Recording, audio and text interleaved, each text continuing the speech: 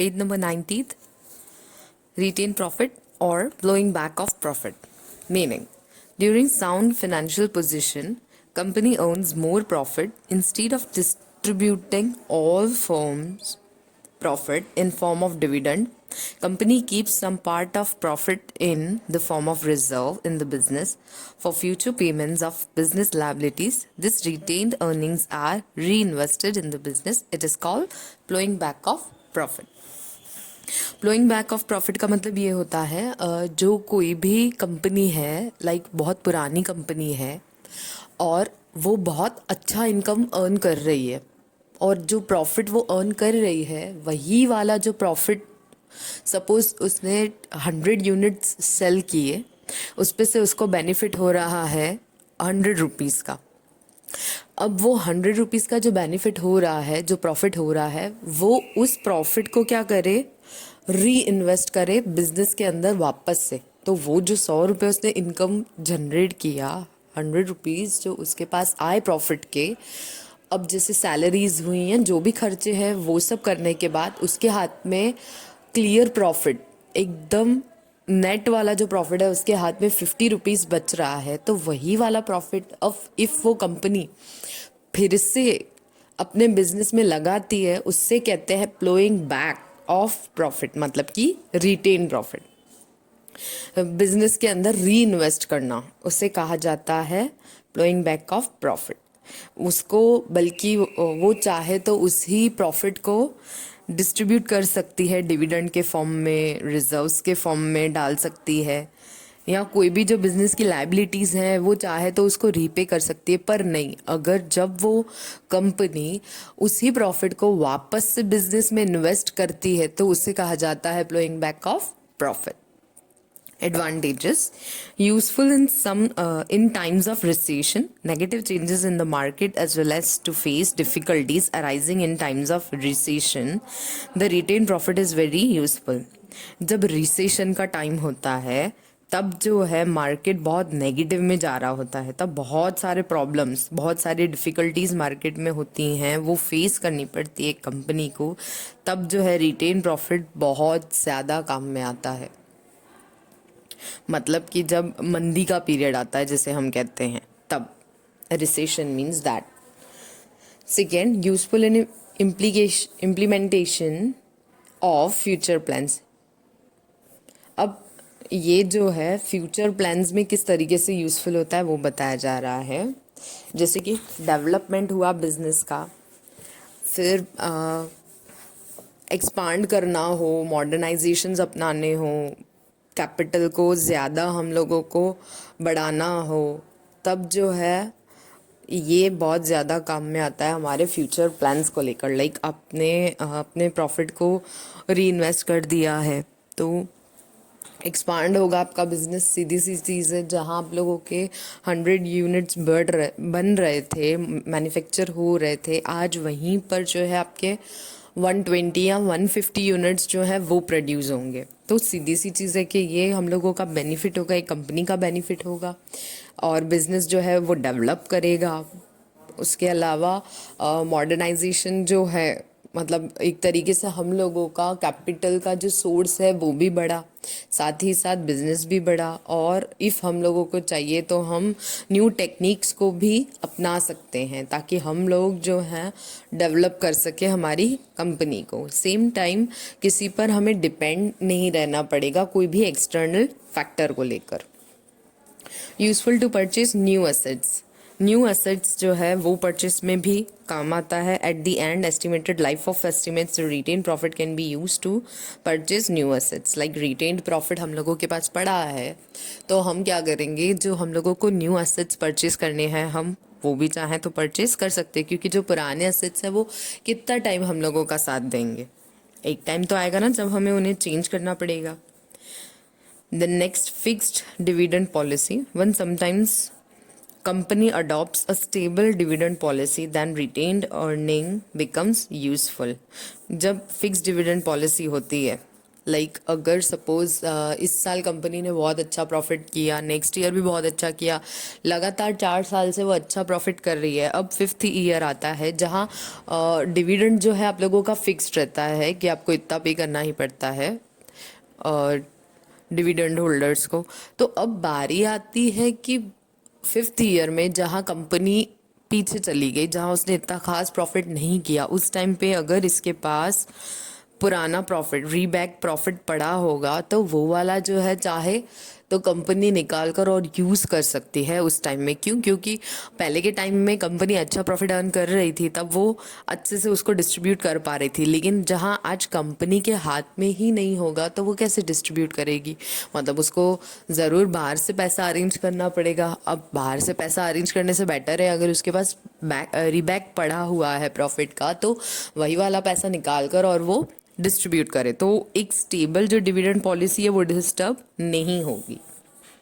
Fifth, burden free assets. अब जो burden free assets हैं, like as it is a source of ownership capital retain profit, there is no need to create burden on assets. भाई कोई भी हम लोगों को किसी भी चीज़ पर डिपेंडेंट नहीं रहना पड़ेगा, या जो प्रॉफिट है उनके चक्कर में ऐसा नहीं है कि भाई ये वाला हम पर बर्डन है, ये हमें देना है, ये हमें लेना है, कंपनी को असेट्स जो है वो बेचने पड़ेंगे या क्या, ऐसा कोई भी उस पर बर्डन नहीं रहेगा अगर उसके पास अच्छा खासा खुद का पैसा होगा तो।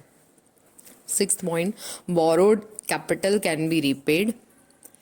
Retain profit are useful to repay borrowed capital. जो उसके पास अपना पैसा पड़ा होगा तो बोरोड कैपिटल जो उसने लिया है लोगों से, वो उसको रिटर्न कर सकती है। Decrease in cost of capital due to having retained profit, business unit has not to depend on raised capital by external sources, or no expenditures is incurred in getting capital, thus there is a decrease in cost of capital। Cost of capital जो है वो भी decrease हो जाती है। क्यों? क्योंकि हम लोगों के पास प्रॉफिट ऑलरेडी पड़ा है, तो सीधी सी चीज़ है, अगर हम लोग वही पैसा वापस से बिजनेस में लगा रहे हैं तो हमारा प्रोडक्शन जो है वो डबल होगा। तो सीधी सी चीज़ है कि जहाँ कॉस्ट हम लोगों का एक यूनिट को बनाने पे 5 रुपए आ रहा था, वो आज कम होकर और मे बी पॉसिबल 3.5-4 रुपए पे पहुँच जाएगा। तो इस तरीके से कॉस्ट ऑफ कैपिटल जो है, एक्सपेंडिचर जो है वो कम हो जाता है। Owners fund flowing back of profit, there is no need to pay interest. अब इस पे हम लोगों को कोई इंटरेस्ट पे नहीं करना रहता है, तो ये हो जाता है हम लोगों का खुद का, मतलब कि owner's fund. Now limitations, encouragement to monopoly, excessive flowing back of profit encourages monopoly। अगर कंपनी के पास बहुत सारा पैसा हो जाएगा, वही वाला वो री इन्वेस्टमेंट करती रहेगी तो वो मोनोपोली कर लेगी। मतलब वो कंपनी जैसे प्रोडक्ट्स वो दूसरी कंपनीज के बंद करवा देगी सप्लाई करना, और एक लेवल आएगा कि वो मोनोपोली कर लेगी मार्केट के अंदर। तो ये जो है वो बहुत बड़ा लिमिटेशन है। और सेकेंड थिंग, अगर मोनोपोली हो गई तो हम चाहते न चाहते हुए उसके प्रोडक्ट्स हम लोगों को खरीदने ही पड़ेंगे, क्योंकि मार्केट में हमारे पास कोई और दूसरा ऑप्शन तो बचेगा नहीं, तो हमें उसी के प्रोडक्ट्स जो हैं लेने पड़ेंगे। तो सीधी सी चीज़ है कि ये एक बहुत बड़ा लिमिटेशन है। Second, promote speculation. Many times managers of the business, by paying less dividend, carry excess profit to reserve fund.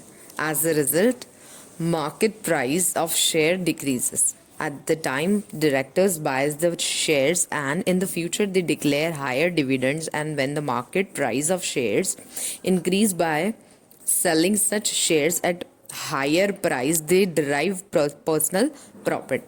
अब प्रोमोट स्पेकुलेशन का मतलब क्या है कि मैनेजर्स बहुत बार क्या करते हैं, डिविडेंड जो है वो कम पे करते हैं और प्रॉफिट में उसका रिजर्व जो है वो ज़्यादा फंड दिखा देते हैं, जो कि क्या होता है, मार्केट का जो शेयर का प्राइस है वो क्या हो जाता है, डिक्रीज हो जाता है।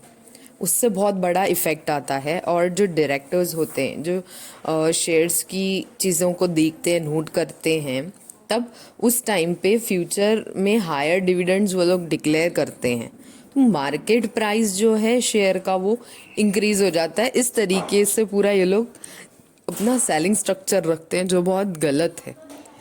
हाई प्राइस पर वो लोग अपने प्रॉफिट के लिए चीज़ों का लाइक शेयर जो है वो बढ़ा देते हैं, बट जब बारी आती है उनको डिविडेंड और ये सारी चीज़ें पे करने की, तब वो लोग उस चीज़ को फंड, उनका जो रिजर्व फंड है उसमें पैसा ज़्यादा शो करके प्रॉफिट जो है इतना खास नहीं देते हैं।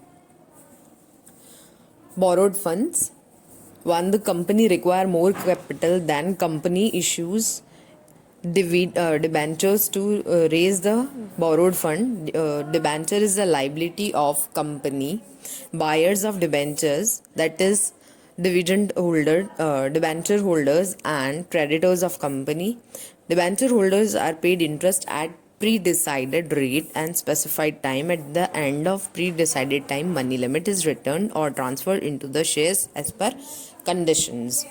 This is an important source for satisfying companies' requirement for a long-term and medium-term finance. When debentures are issued, they are appointed for the protection of interest of debenture holders, who protect the interest of debenture holders as per trust deed. अब इसके अंदर क्या है, जो debentures हैं, जब company को कुछ ज़्यादा पैसा चाहिए होता है तब कंपनी जो है डिबेंचर्स इशू करती है मार्केट में, ताकि उसको फंड जो है वो ज़्यादा मिल सके। तो वो एक तरीके से बोरोड कैपिटल हो जाता है उसके लिए, ये उस पर लाइबिलिटी और भी बढ़ जाती है। बायर्स जो हैं डिबेंचर के, उन्हें डिबेंचर होल्डर्स कहा जाता है। उनको जो है कंपनी डिविडेंड पे करती है, सॉरी इंटरेस्ट पे करती है। इंटरेस्ट पे करती है तो उनको एवरी टाइम जो है वो डिसाइडेड रहता है, कितने कितने टाइम में उनको पे करना है वो डिसाइडेड रहता है, like in 3 months, 4 months, 6 months या पर ईयर। तो वो एक प्री डिसाइडेड टाइम रहता है जहाँ उनको इंटरेस्ट पे किया जाता है। वो एक टाइम लिमिट रहता है उनका, उस लिमिट के बाद वो पैसा जो है ट्रांसफ़र कर देते हैं उनका शेयर्स में as per the market conditions, जो कंडीशंस प्री डिसाइडेड रहती हैं उस हिसाब से। इस तरीके से वो एक उन लोगों का लॉन्ग टर्म या मीडियम टर्म का जो फाइनेंस का रिक्वायरमेंट रहता है एक कंपनी का, वो जो है वो कंप्लीट हो जाता है और उससे कंपनी की रिक्वायरमेंट्स भी सेटिस्फाई हो जाती हैं। और बोला जाता है कि जो ट्रस्टीज़ अपॉइंट किए जाते हैं उनका इंटरेस्ट ऑफ डिबेंचर होल्डर्स का जो है वो ना खोए, इसके लिए उनको टाइम टू टाइम इंटरेस्ट जो है पे किया जाता है डिबेंचर होल्डर्स को एज पर ट्रस्ट डीड, जो डीड बनी है उसके मुताबिक। Characteristics, creditors of company, as debenture is a debt of company. Debenture holders are creditors of company. ये जो है वो क्रेडिटर्स होते हैं कंपनी के, जिनको कंपनी पैसा पे करती है, जिन्होंने कंपनी को पैसा ऑलरेडी दिया हुआ है, कंपनी उनको पेमेंट देगी, पैसा देगी, जो कि एक बार है कंपनी के ऊपर, इसीलिए इसे कहा जाता है creditors of company. Fixed rate of interest, इस पे जो रेट जो है वो फिक्स किया जाता है पहले से ही कि इस पे आपको 6% मिलेगा, 12% मिलेगा, 18% मिलेगा, जो भी रेट है इंटरेस्ट का वो फिक्स किया जाता है और at the as per time, जो डिसाइडेड टाइम है उस पर उन लोगों को वो दे दिया जाता है। Charge burden on assets, for the protection of money debenture holders company creates a charge as a security on its debenture assets in favor of debenture holders, means company can use these assets। अब जो पैसों से उन लोगों ने पैसों से जो भी असेट्स वगैरह खरीदे हैं डिबेंचर होल्डर्स के पैसों से, या जो भी सिक्योरिटी चार्ज लगाया है उस पर, उस टाइम पे जो भी उन लोगों के पास असेट्स हैं वो चाहें तो वो यूज़ कर सकते हैं।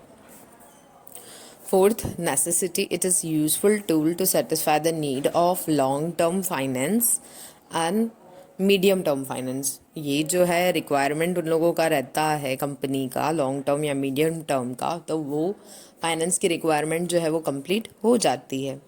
Fifth, registration at stock market, if debenture is listed at stock market then it can be sold और परचेज। अगर वो ऑलरेडी रजिस्टर्ड है स्टॉक मार्केट में तो आप इजीली जो है लेन देन कर सकते हो, डिबेंचर्स का भी परचेज कर सकते हो, सेल कर सकते हो कोई भी टाइम पर।